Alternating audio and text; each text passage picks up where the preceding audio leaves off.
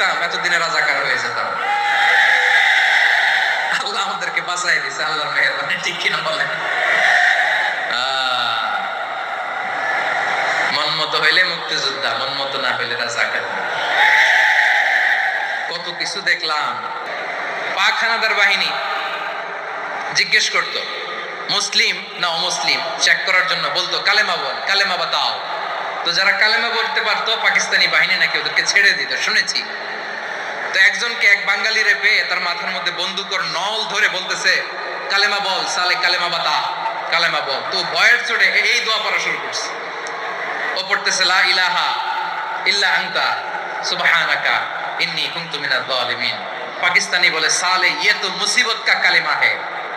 বাঙালি কয় হাম তো ভি মুসিবত মে है।